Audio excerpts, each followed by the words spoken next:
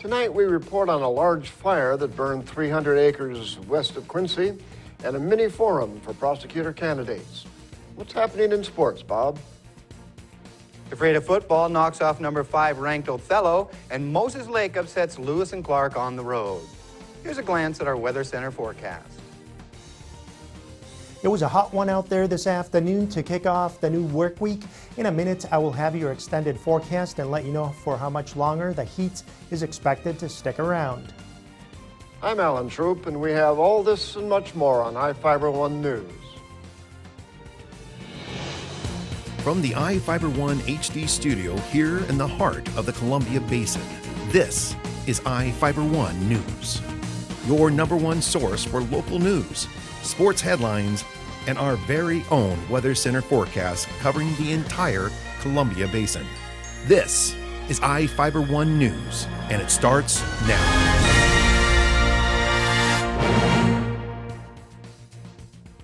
A large wildfire burned about 300 acres about 6 miles west of Quincy and was contained this morning. The Trinidad fire started early Saturday afternoon in the area of State Route 28 and Crescent Bar Road. Several Grant County fire districts, including District 3 and District 13, were able to keep the fire from burning any structures. According to Washington State Patrol, state fire mobilization was authorized Saturday evening to allow resources from around eastern Washington to respond. More than 70 firefighters were on the scene working to construct and reinforce the fire line on Sunday. Spokane County Incident Management Team, 4 strike teams consisting of 5 engines, a water tender, and a dozer were assigned to the fire. No evacuations were ordered and no injuries were reported. Soap Lake hosted another powerboat race over the weekend. Reporter Joe Utter has the story. The Del Red Pub Outboard Regatta returned to Soap Lake this weekend for the 2nd year in a row. Organizer David Anderson said the event brought racers young and old to the competition. Today we're having drivers anywhere from 9 to 82. We raced here last year, had a good time, decided to come back for another year. About 30 racers participated this year, down from last year's numbers, but still a successful turnout. Anderson said the community has been supportive of the hydroplane races, and that support has drawn racers from across the state to the small town of Soap Lake. We have people anywhere from Spokane, Seattle, right here in town. There's a couple of racers right here from Soap Lake, pretty much from all over the state. I'm Joe Utter, reporting for iFiber One News. Candidates for Grant County Prosecutor are answering questions and talking about their campaigns in the Moses Lake Chamber of Commerce conference room on Tuesday at 1:30 p.m. Vision 2020 is hosting the candidates forum. Incumbent Angus Lee and challenger Garth Dano will get a chance to speak, answer prepared questions, and answer a few from the audience. Vision 2020 meetings are always open to the public. People won't be allowed to use electronic cigarettes in most enclosed public places starting next year. The Grant County Board of Health passed an ordinance putting the prohibition in place after health district officials stated breathing secondhand vapor might be bad for people's health.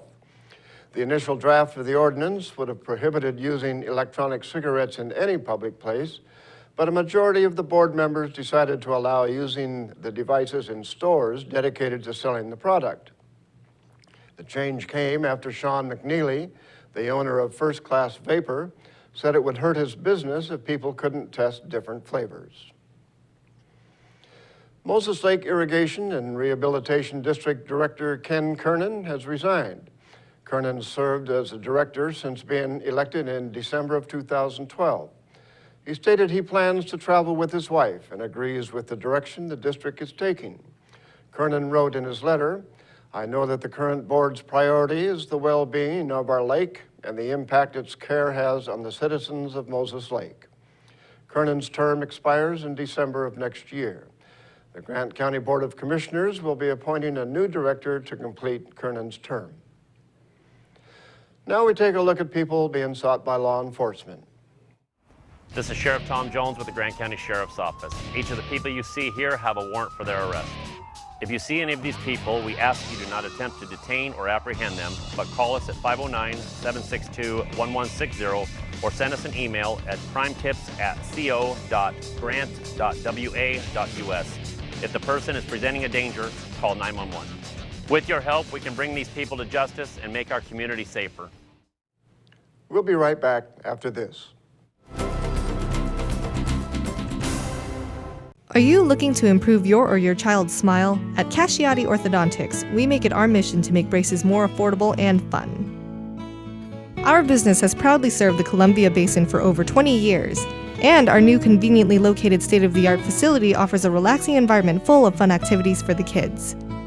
We accept all types of insurance and have convenient payment plans available. Give us a call for a complimentary evaluation, no referral needed, or check us out on the web and make an appointment online.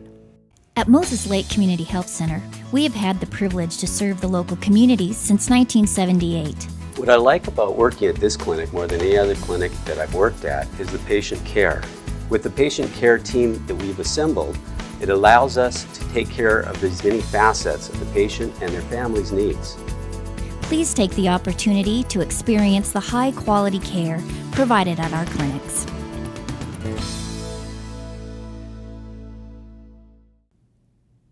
Hi folks, good to be with you once again. I'm meteorologist Miguel Montoya from the One News Weather Center. Your weather forecast is being brought to you by your Bud Clary Toyota dealer. Toyota, let's go places. These are the headlines making news along the Columbia Basin. It was a warm start to the work week, and it's been chilly the last couple of nights, although that shouldn't surprise you given that fall is right around the corner and the nights are getting longer, although not as chilly overnight tonight.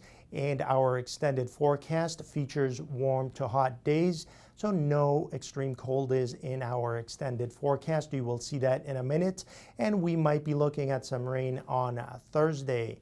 Freda, you woke up to temperatures in the lower 50s this morning. You actually woke up to temperatures in the middle 40s on Sunday morning. But like I said, temperatures will remain slightly above normal over the next couple of days. Although during the daylight hours, we are running about 10 degrees above normal with similar conditions in Moses Lake this afternoon. You were about 10 degrees above normal for this time of year. Freda, at the present time, aside of some high thin clouds, we are looking at fairly clear skies. Those dew points hovering near 30, and they will remain in the 30s on Tuesday, maybe climbing into the 40s on Wednesday as we get a storm system closer to our area. So we actually have two ocean storms off the west coast. The first one will drift by our coastline between tonight and Tuesday night with very little fanfare, maybe just throwing some mid to high level clouds our way. Maybe a few showers as you head up towards Vancouver Island, but otherwise little impact across our region. The next storm system will be a little stronger and will approach our coastline by Wednesday. Could throw some rain shower activity along the coastal plain and then across the Columbia Basin as we head into Thursday. We shake this thing off on Friday and the heat returns just in time for the weekend. On Tuesday, partly sunny skies along coastal communities, temperatures in the 70s. You jump to the other side of the Cascades along the Yakima Valley. We're talking 80s and maybe even a few 90s in a few spots, including along the Columbia Basin. So temperatures running relatively warm once again with partly sunny skies, a few mid to high level clouds streaming on through. On Wednesday, more of the same. By Thursday, we could be looking at some shower activity, and that will cool things off a little bit. But like I said, we are warming up just in time for the weekend with plenty of sunshine overhead. Well, folks, your weather forecast was brought to you by your Bud Clary Toyota dealer. Toyota, let's go places. Now, as usual, we will be right back with sports. Toyota wants to know, how do you celebrate summer? We go fishing. We like to hike. We love camping, mountain biking, as often as possible. No matter the activity, there's a Toyota perfect to take you there. From that favorite fishing spot, camping area, or just a great summer drive, including Tundra. Now offered with reduced APR financing or an amazing lease. For details, see any of your Inland Empire Toyota dealers today and enjoy your summer to the fullest. Toyota, let's go places. What's white and yellow and red all over? If you said the local book telephone directory, the one with the purple sunset on the cover, then you're right. In print and online at statewideyp.com, it features up-to-date local maps, community information, and a calendar of events. With a restaurant dining guide with full local menus and a reverse directory, you're sure to find the number you're looking for. With the Local Book telephone directory, it's the best way to get the information you need. Pick up a copy of the Local Book today or visit statewideyp.com.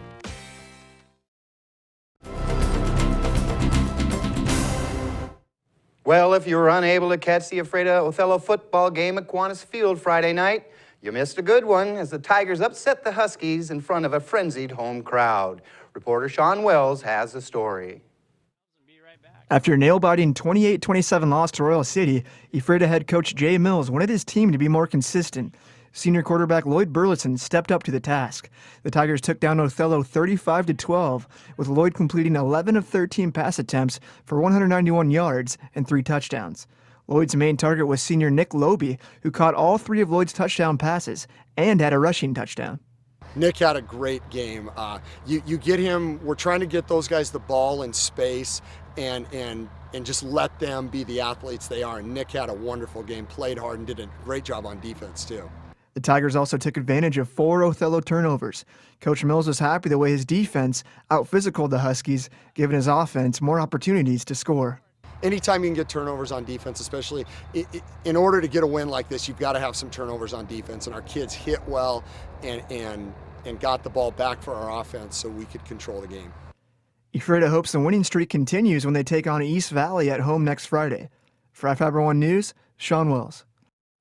Ren Riley split the uprights from 49 yards out to send the game to overtime. Nathan Ball ended it on a 3-yard TD run, and Moses Lake upset Lewis and Clark 19-16 Friday in Spokane.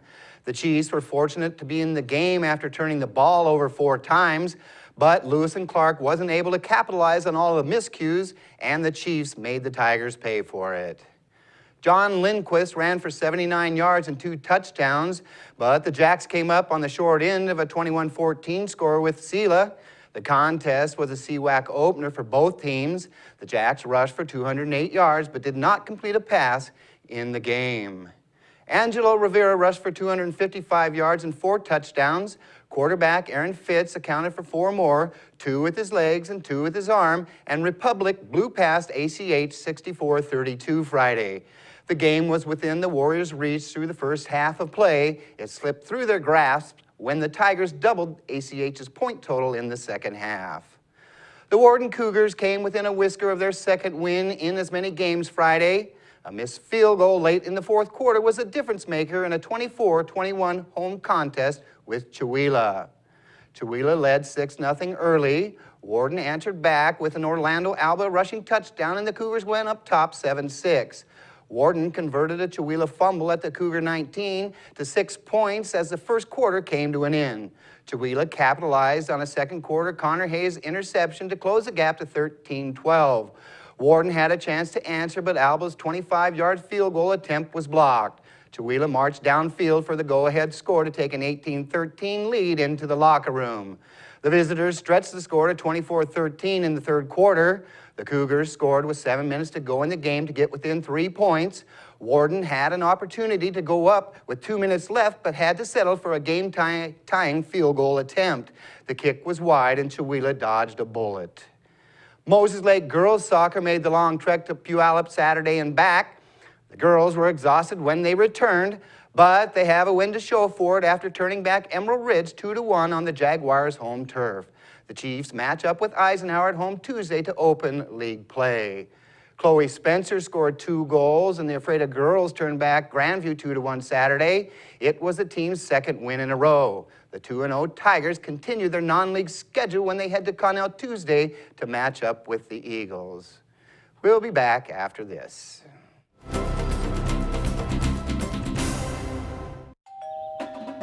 Game time. Papa's in the house. Wow, what's all this? I'm all about stats. For instance, have I got some numbers for you? Papa John's, a leader in online ordering. You bet, Jim. You were the first pizza company to offer it nationwide. What's the secret? Jim, it's the pizza. To celebrate our online leadership, get Papa John's new double pepperoni and bacon pizza for just $12. Better ingredients, better pizza, and a better way to get it, papajohns.com. Searching for that perfect place to settle down? Whether you're looking for an elegant single-story, spacious two-story, or a custom home on acreage, Aho Construction can aid your decision with a streamlined production process that saves time, money, and natural resources. Compare us to other builders and see for yourself what advantages you can get by choosing an Aho home. Our philosophy is that we do things right the first time around. Start planning your dream house today with Aho Construction. Call 509-766-1366.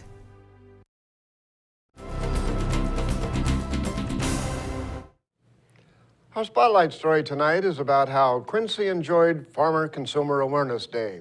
Reporter Joe Utter has the story. The second weekend in September for the last 34 years in Quincy brings thousands of people out to learn more about the importance of farming during the Quincy Farmer Consumer Awareness Day. The Grand Parade kicked off Saturday morning through downtown and featured large farm equipment and other vehicles, groups from the Quincy schools, and several political candidates. Chet Peterson, who helped start the first Farmer Consumer Awareness Day, said the event has grown steadily over the years, but the message is still the same. Oh, it started out as a small group of people that were interested in conveying to the public an image that there was real people out here that took great risks to raise food, some of the safest food in the world. And that's the same message. The message hasn't changed. The message hopefully will never change. So that's the purpose of it, to showcase farming at the grassroots level. Peterson said the event has grown to one of the biggest in the county each year. It's a big community event. We get people from areas far removed from Quincy anymore, for that matter. An annual tradition of the event is to name a Farm Family of the Year and Honorary Farmer of the Year.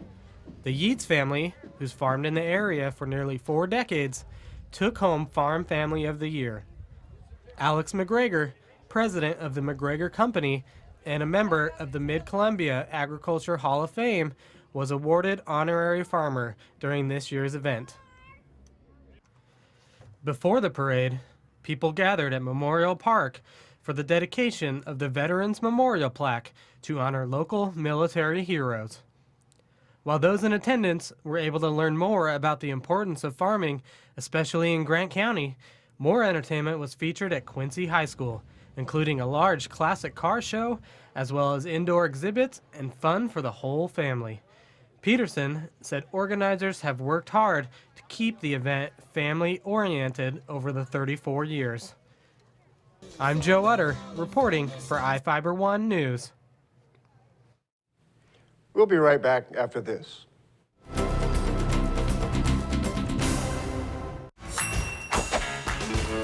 Just when I thought the blizzard couldn't get any better, DQ put the blizzard inside a waffle cone. This is mind-blowing. So when DQ asked me how I would tell the world, I said...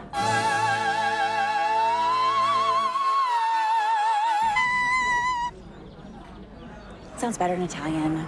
Pretty impressive, Liz. Any blizzard, like confetti cake, now in a fresh-baked waffle cone. This is fan food, not fast food. Well, one thing I knew from being a patient myself was that a dental office is a scary place to come to. And so we wanted everything possible to make sure that our office is a comfortable place for our patients to visit.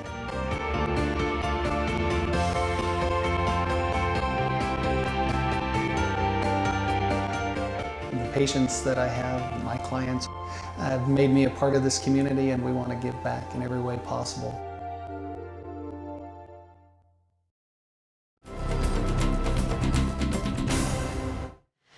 Welcome back.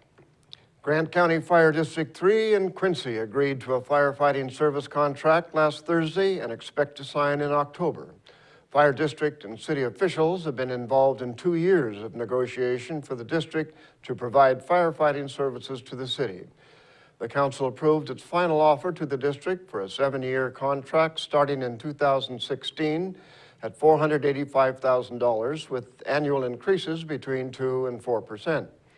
The contract is expected to be formalized in October. A man suspected of drinking and driving allegedly ran a stop sign and struck a passing car Saturday night near George. Alfredo Saavedra, a 27-year-old Moses Lake resident, was driving a 2000 Chevrolet Camaro west on Interstate 90, took the off-ramp to State Route 281, and allegedly ran the stop sign and struck a passing 1992 Suzuki Sidekick. According to the Washington State Patrol, the Camaro came to rest in a ditch and the Suzuki stopped, blocking the off-ramp. Saavedra was injured and taken to Quincy Valley Medical Center. The driver of the Suzuki, Jesus Ortiz, a 32-year-old Quincy resident, was not injured in the collision. The State Patrol reported the cause of the collision was Saavedra driving under the influence. He was issued a citation for DUI, failure to yield the right-of-way, and for driving while his license was suspended.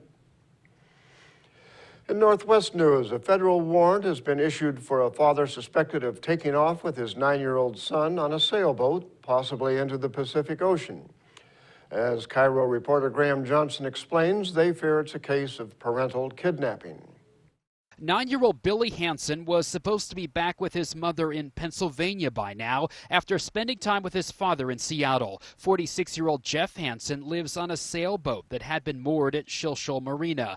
But Draco, a 35-foot sloop, hasn't been seen here for 2 weeks. The FBI tells Cairo 7 Hansen is now a federal fugitive, the subject of a warrant for international parental kidnapping. I miss my son a lot, and I'm worried about him. Cairo 7 spoke by phone today with Billy's mother, Joanna Hansen. When I talked to Billy, they said they were just told me that they were going to Lake Island. But a family friend tells Cairo 7 he believes father and son are long gone, possibly headed for Tahiti. The friend says Jeff Hansen is an experienced sailor who has taken his boat around the world largely on his own. The FBI says the Coast Guard has alerted mariners to keep an eye out for the boat.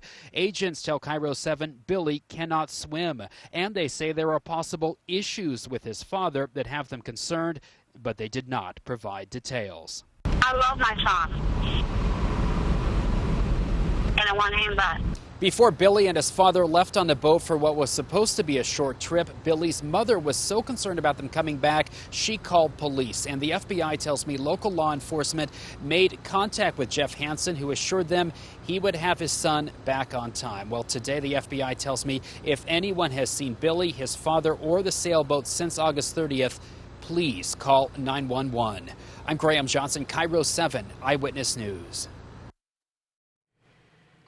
About 100 firefighters are working on a fast-moving wildfire near Estacada that has spread to more than 2,000 acres. Firefighters say more help is on the way. Firefighters at the scene said the 36-pit fire was not contained. Some evacuations have been ordered. The fire is believed to have been started by target shooters. An investigation will determine if citations will be issued. And that's going to do it for us here at I-501 News. We want to thank you for watching, and we'll see you again tomorrow.